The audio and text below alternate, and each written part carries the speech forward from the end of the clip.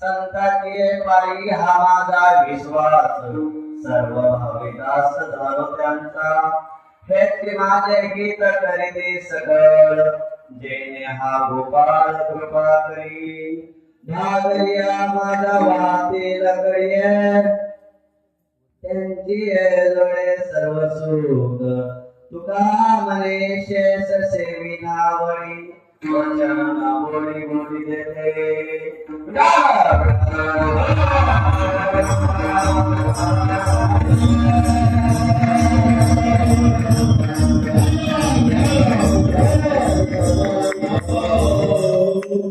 संताचे पायी हा माझा विश्वास सर्व भावेदास धरुषांचा हेची माझे हित करीते सकळ जेणे हा गोपाळ कृपा करी महायोग पीठे तटे भीमरथम वरम पुंडरीकाय गात्रम मुनीन्द्रे समागत तिष्ठन्तमानन्द गजम परब्रह्मलिंगम वदे पांडुरंगा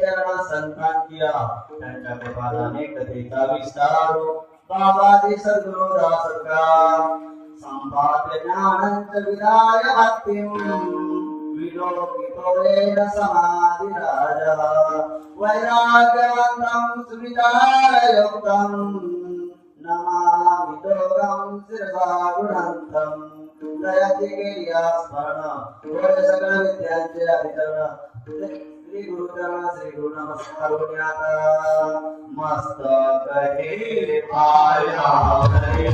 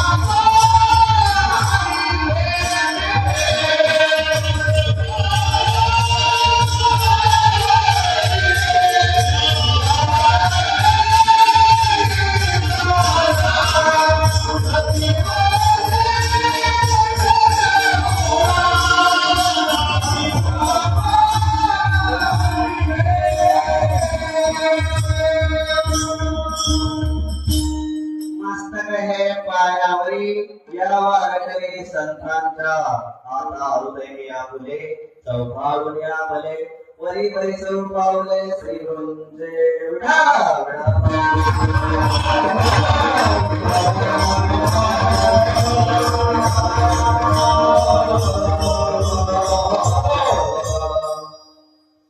प्रस्तुत प्राप्त कीर्तनरूपी सेवेकरता निवडलेला म्हणता येणार नाही, घेतलेलाही म्हणता येणार नाही, तर आलेला म्हणता येईल.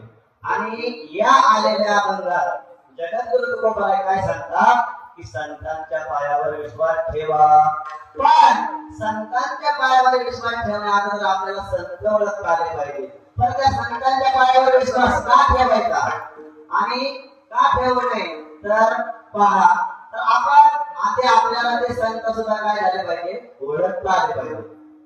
नाहीतर आपण कोणावरही विश्वास ठेवतो, पण संतांच्या पायावर काय विश्वास ठेवायचा तर बघा.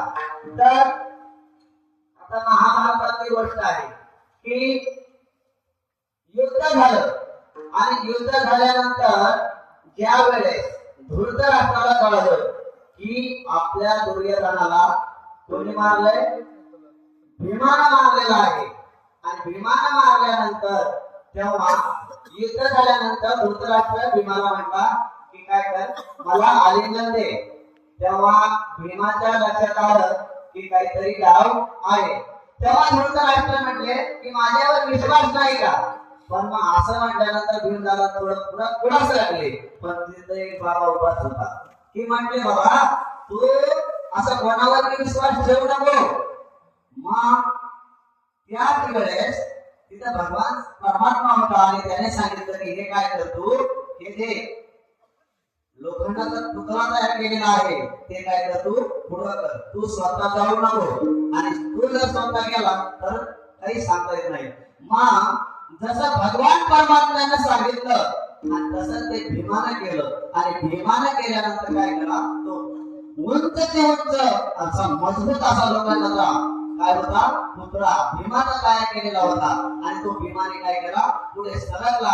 आणि धृतराष्ट्राचा राजच होता की माझ्या पुत्राला कोणी मारलंय, त्याला मला काय करायचंय, आलिंगन द्यायचंय. आणि मग त्या पुतळ्याला त्याने काय केलं, त्याची लप मिट्टी मारली. त्या जाड असल्या लोखंडाचं पाणी झालं. मला तिथं भीमाने विचार केला, मी तेव्हा असता तर माझं काय झालं असतं.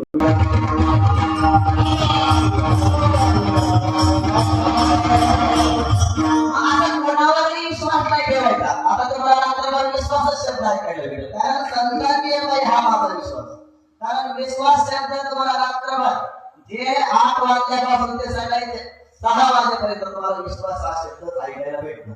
आणि मग आपण कोणावर विश्वास ठेवतो? काय गणितना अंतरिक्षे महाराज लोकांना काय समजतं? कोणावर विश्वास ठेवतात? कोणावर बी नकाशाच्यावर विश्वास ठेवतात. एकदा काय झालं, एक साधू महात्मा अहो त्यांनी काय कोणता शॅम्पू लावला होता का कोणतरी गंगावान आणलं होतं, भल्या मोठं गंगावान आणलं त्याने. आणि आणल्यानंतर शिष्याला सांगितलं की जाय सांग की गावामध्ये जा, ब्रह्मपुरीमध्ये जा, नाही वडगावला जा, कुठेही जा, पण काय तर मोठा साधू आलाय म्हणून सांग. आणि मोठा साधू आलाय म्हणून सांगितल्याबरोबर त्याने सांगितलं की सगळ्या लोकांनी विश्वास ठेवला. रांगच लागली त्याच्या दर्शनाला. रांग लागल्याबरोबर महाराज ढगाला माठ भेटतो. प्रत्येक जण मोठा साधू येऊन म्हणून ह्या भगव्या कपड्या गळ्यामध्ये मोठमोठ्या माळा आणि काय ते काय तर विचारायचं काम नाही. आणि असा तो पाटला एका झाडाखाली मस्त मांडी घालून पिंपळाच्या झाडाखाली बसला. आणि बसल्यानंतर त्याला त्याच्या दर्शनाला अशी लाईन लागली की बघायचं कामच नाही. प्रत्येक जण दर्शन घ्यायचा, प्रत्येक जण दर्शन घ्यायचा, बाजूला व्हायचा. मोठे महाराज आहेत, मोठे महाराज आहेत. आणि मग एकदा एक जण काय झालं, आता ठकाला माठ भेटतो त्याने एक जणांनी सगळ्यांचे दर्शन होऊ दिले. आणि याने काय केलं, दर्शन न घेता त्याच्या कान टाईट टाकले. कान टाईट टाकल्यानंतर तो म्हटला का बरं मग आता का बरं कान टाईट टाकली? तर तेव्हा त्याने सांगितलं की तू लोकांना सांगत होतास मी रामाच्या लग्नात आहे, मी मोठा साधू आहे, आणि माझ्या जटा पहा, माझ्या गळ्यात माळा पहा.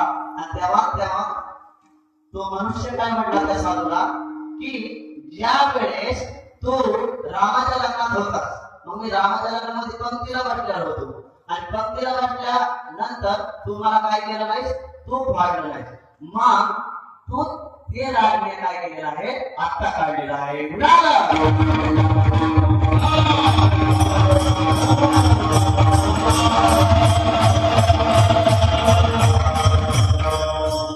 विश्वास कोणावर मी ठेवायचा नाही.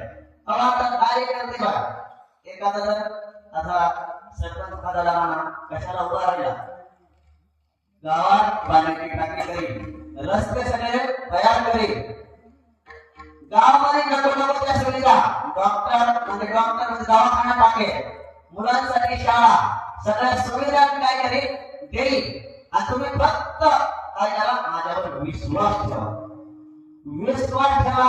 बरं ठेवला लोकांनी विश्वास, एकदा का तो सरपंच झाला, एकदा का तो निवडून आला, लोकांना तरी 5 वर्ष तोडत जातो. मग या लोकांनी काय केलं, मीटिंग बसवलं. बघू म्हटले आता आपल्या तरी शब्द दिला होता, आपण त्याच्यावर विश्वास ठेवलाय. मग सगळ्यांनी मीटिंग बसली मीटिंग. आणि बसल्यानंतर सगळे म्हणाले तुम्ही अंक करतो म्हणजे होते, गावामध्ये शाळा, गावामध्ये रस्ते, नाल्या सगळं करतो म्हटले. आणि गावामध्ये काही झालं नाही. मग बघा कोणावरही विश्वास ठेवला नाही पाहिजे. ते मी म्हटला, मला सुद्धा विश्वास होता की तुम्ही मतदानाला 5,000 रुपये घेतात.